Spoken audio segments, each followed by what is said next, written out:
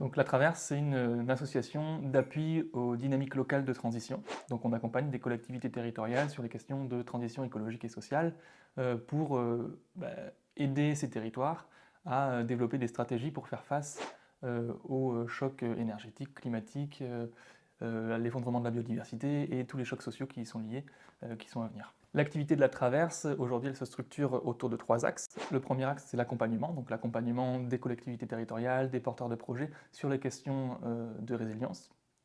Le deuxième axe, ça va être un axe de formation, formation aux enjeux climat-énergie, aux enjeux de biodiversité, formation également à la conduite du changement des acteurs. Et le troisième axe, ça va être un axe de plaidoyer. Comment est-ce qu'on va porter la voix de la ruralité dans le débat public et notamment du potentiel de résilience des ruralités. L'activité cœur de la Traverse, c'est une activité de résidence. On s'inspire des résidences d'artistes ou de résidences d'architectes ou de ce genre de collectifs pour faire des résidences pour la résilience. Donc, la Traverse, nous, on va pendant un an, une semaine par mois sur les territoires qu'on accompagne pour rencontrer les habitants et les habitantes, les élus, les acteurs associatifs, les acteurs économiques, etc. et récolter leurs paroles sur la compréhension qu'ils ont de leur territoire, les envies qu'ils ont, les projets qui existent, etc. Et à partir de ça, on va faire un diagnostic à la fois chiffré, technique à partir de documents et sensible à partir des paroles des acteurs du territoire. De ce diagnostic, on va tirer un épisode de podcast sous forme de portrait de territoire et un plan d'action pour la résilience territoriale qui nourrira ensuite le travail des groupes de travail qu'on anime sur le territoire.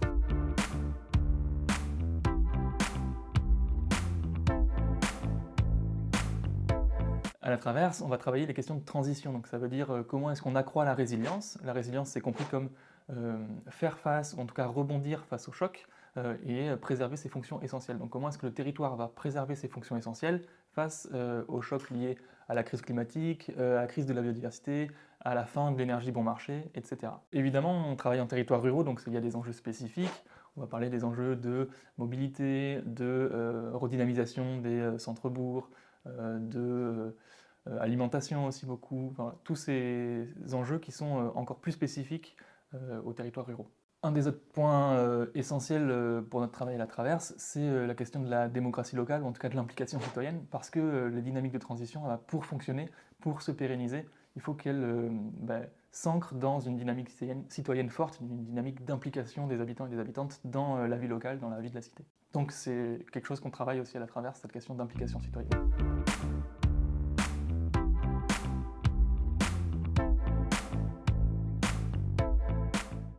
La Traverse, elle a été créée en 2019, mais en fait c'est l'émanation d'une précédente association qui avait été créée au sein de notre master, puisque les 6 salariés actuels de la Traverse et puis les 8 personnes qui sont à l'origine de l'association, on était dans le même master de Sciences Po, un master qui s'appelle Stratégies territoriales et urbaines.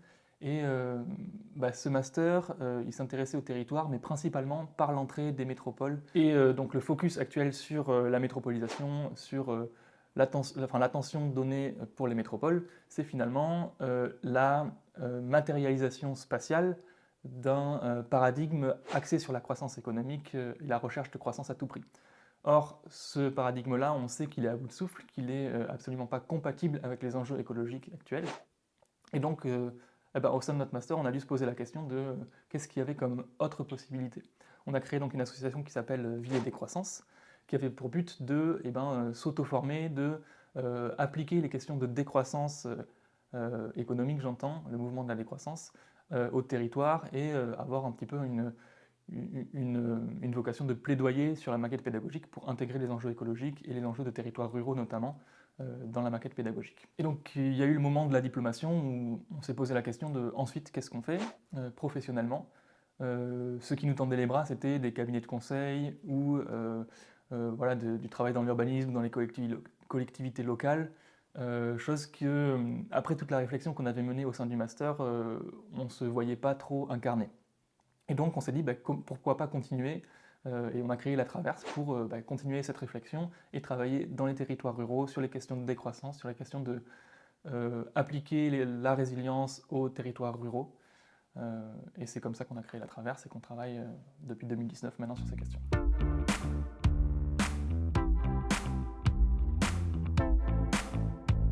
Alors avec la Traverse, on veut déjà contribuer à un futur qui puisse exister, en tout cas qui soit vivable et qui soit juste, puisque de toute façon, la bifurcation, ou en tout cas la transformation de nos modes de vie et de nos modes d'organisation, c'est pas un choix, c'est une nécessité, et c'est quelque chose qui va advenir, soit de manière subie, soit de manière choisie.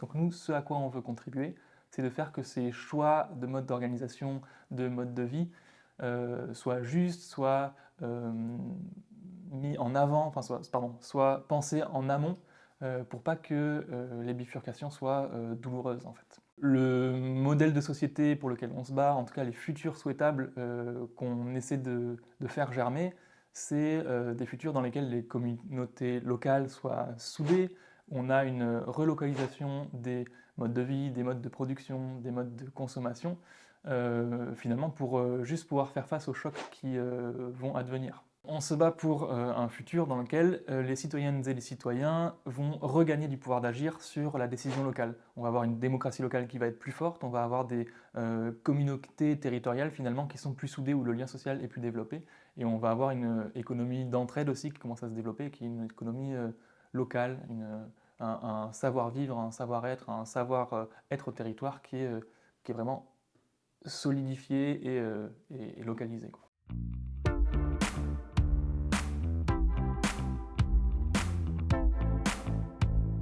Globalement, on a quand même eu pas mal de chance dans la création de la Traverse et dans son développement, puisque il y avait pas mal de planètes qui étaient alignées, et finalement on a réussi à continuer sur la lignée qu'on voulait lancer de la Traverse. Donc ça, c'est déjà quelque chose d'assez positif.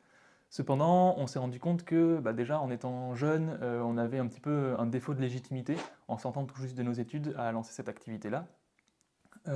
Donc il a fallu un petit peu convaincre de notre légitimité. Et finalement, en travaillant longtemps avec les mêmes élus, etc., on a réussi à, en tout cas, on commence à réussir à être pris au sérieux. Ça, on en parlera peut-être tout à l'heure, mais il y a des témoignages de ça, notamment la reconnaissance dans notre milieu professionnel, la reconnaissance dans le milieu universitaire aussi, qui commence à émerger. Et puis la confiance des élus avec lesquels on travaille, qui maintenant est réelle et présente, quoi. Un autre obstacle auquel on a dû faire face, c'est celui de la volonté des publics avec lesquels on travaille de adresser la question de la transition écologique. Finalement, on a beau amener tout ce que l'on peut, l'énergie que l'on peut, les données que l'on peut sur ces questions-là, si les partenaires ou les personnes avec lesquelles on travaille ne sont pas prêtes à se lancer dans une démarche de transition écologique et sociale, ça n'avancera pas. Au-delà du problème de la connaissance de ces enjeux-là, il y a vraiment un besoin pour toute démarche de transition de soit une structure, soit une personne qui soit motrice. En tout cas, c'est ce qu'on a remarqué. Alors, ce moteur-là, il n'a pas besoin d'être individuel et autoritaire. Et justement, c'est une question qu'on doit contribuer à faire évoluer. Comment est-ce que ce moteur-là, il devient coopératif et partagé? Mais en tout cas, on sait qu'il y a besoin de ce moteur. Et donc, nous, on se rend compte que notre impact, notre activité, elle est pertinente s'il y a déjà un relais de ce moteur sur le territoire. Sans ça, finalement, on a moins d'impact, et donc on préfère aller vers les territoires qui ont cette volonté, même s'ils n'y connaissent rien ou qu'ils ne savent pas comment agir. Ils ont cette volonté-là, et c'est une volonté politique, qui soit portée par la mairie ou par des citoyens et des citoyennes, mais c'est une volonté politique qui doit être présente quand on veut se lancer dans une dynamique de transition. Je ne sais pas si c'est des réels renoncements, mais on a dû faire face à des évolutions de notre posture, ou en tout cas à des frustrations. Je pense que l'une des principales frustrations à laquelle on fait face, c'est le temps long des décisions communales, des changements de posture et de comportement. Je parle notamment des comportements politiques. Et donc finalement, de notre envie de voir advenir, voir sortir des projets, voir les choses réellement changer lors de notre présence sur le territoire, finalement on a dû se rendre compte que les transitions nécessitent un temps plus long.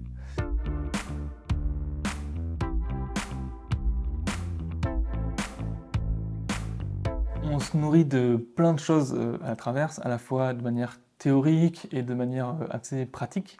Par exemple, on peut citer les conférences sur la vision systémique d'Arthur Keller, on peut citer l'Institut Momentum, toute l'école biorégionaliste, ça c'est des fondements théoriques. Mais il y a aussi des inspirations dans la posture, on peut penser notamment aux journalistes indépendants comme Blast. On a aussi travaillé avec des personnes qui nous inspirent, comme le Shift Project sur le rapport vers la résilience des territoires. Il y a plein de gens qui nous inspirent, que ce soit des médias, des théoriciens, des théoriciennes, que ce soit des militants et militantes associatifs. Et puis donc, évidemment, ce qui nous inspire, c'est les personnes qu'on rencontre sur les territoires qu'on traverse, par les projets qu'elles portent, par la vision de leur territoire qu'elles ont, et nous, on se nourrit beaucoup des paroles de ces personnes qu'on rencontre et de leur énergie.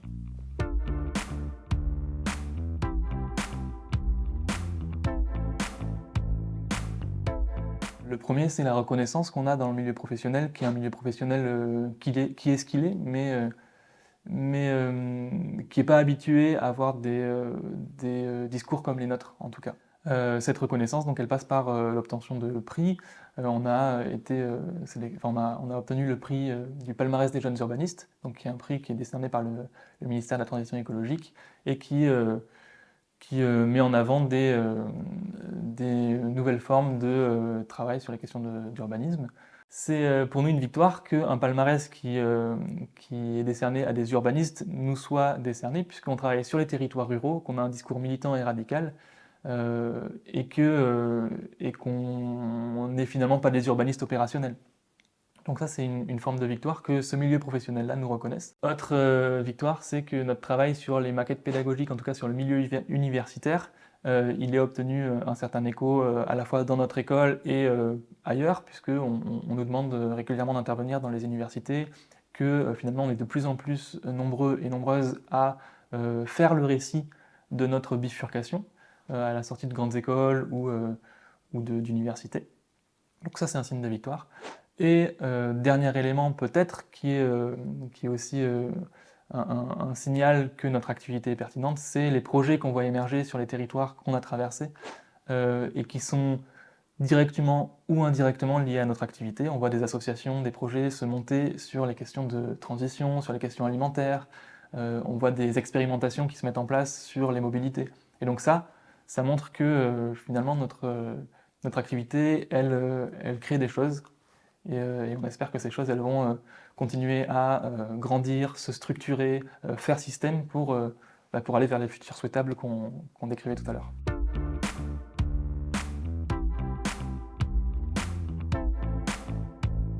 Alors c'est toujours difficile de mesurer un impact, notamment quand les transformations qu'on veut voir advenir sont énormes et qu'elles se font dans le temps. Mais tous les signaux dont je parlais de début de victoire tout à l'heure, c'est autant d'éléments de mesure d'impact, de voir des projets qui se créent, de voir que des territoires viennent nous demander de travailler avec eux. Ça montre que finalement, ce qu'on fait sur un territoire, ça fait un petit peu tache d'huile, ou en tout cas ça appelle à essaimage, quoi. Que des territoires viennent nous demander de travailler avec eux, ça montre que ce qu'on fait sur les territoires où on travaille actuellement, ça donne envie, ça crée des choses, et donc ça peut créer d'autres choses ailleurs. Il y a un des outils de mesure qui est un outil un petit peu flou, mais que nous on trouve très important, c'est le récit. Quand on voit le récit des habitants et des habitantes qui changent sur leur territoire, ça montre que finalement il y a quelque chose qui se crée aussi, et que notre activité, elle modifie quelque chose qui n'est pas forcément concret ou mesurable, mais qui est pour nous peut-être presque plus précieux dans la projection que le territoire a de son futur.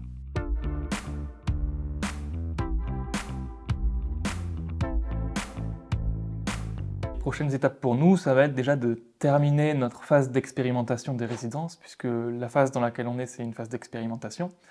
Donc ça va se terminer en 2023 et on va proposer une nouvelle offre d'accompagnement qu'on va ajuster à partir du bilan qu'on fera de cette phase-là, pour aller voir d'autres territoires, peut-être proposer des briques un petit peu différentes de cette résidence-là pour avoir un impact plus important, en tout cas être plus pertinent dans notre action. En 2023 et dans le futur, on va aussi essayer de muscler un petit peu notre axe de travail sur le plaidoyer pour essayer de continuer à apporter de manière plus intense ou plus pertinente la voix des ruralités dans le débat public, puisqu'on considère vraiment que les ruralités ont un potentiel de résilience qui est très important, et en particulier dans un contexte où on sent bien qu'il y a un exode urbain qui commence à s'amorcer, ou en tout cas une culture de l'exode urbain qui commence à se diffuser. Et donc il faut faire attention à ce que cette dynamique-là, elle soit pas délétère pour les campagnes, mais que l'accueil de nouveaux ruraux se fasse dans un esprit de justice sociale et environnementale. On a plein d'idées, mais on est en train de commencer à structurer, à voir comment on va pouvoir le mettre en place, mais ça va être intervenir plus régulièrement dans des conférences, continuer à former les acteurs sur les questions de ruralité, ça va être aussi prendre la parole dans les médias sur ces questions de ruralité, de sobriété, de transition écologique dans les territoires ruraux, etc.